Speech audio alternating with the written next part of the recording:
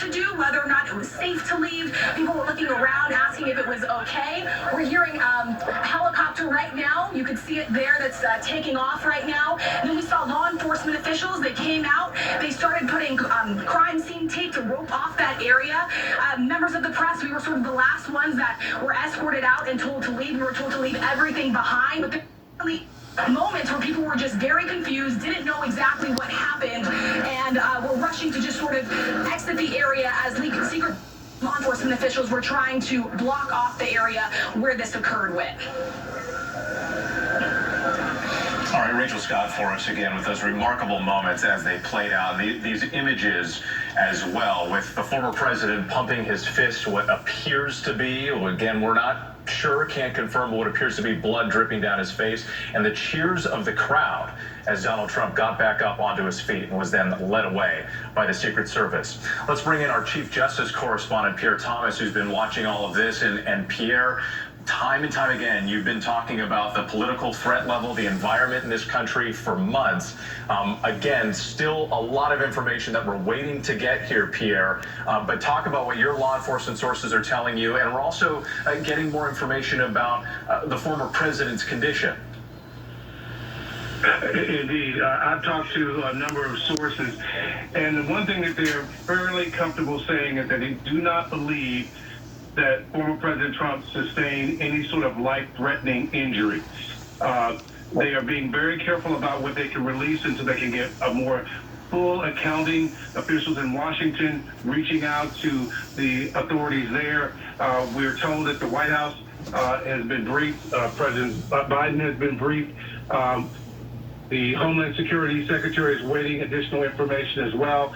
So right now, law enforcement is converging, trying to get information because, as you said, with the threat environment right now is critically high. Law enforcement super worried about the potential of violence, and they're being careful right now because they don't have all the details. But that has been in the backdrop for days now. Security for the conventions will be super high, in part because of concerns about incidents like this, whatever this turns out to be.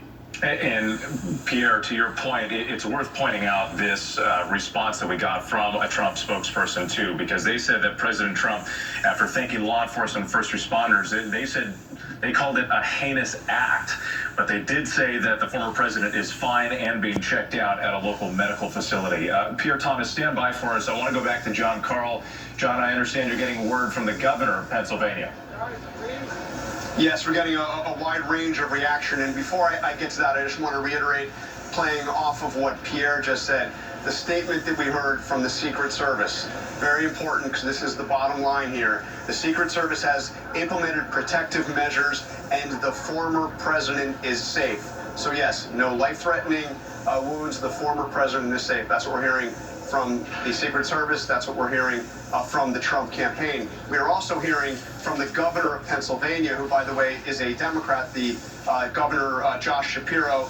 He's been briefed on the situation as the governor where this all took place, and he has put out a statement saying violence targeted at any political party or political any political party is absolutely unacceptable. It has no place in Pennsylvania or in the United States. By the way, we're hearing from several others in the political world.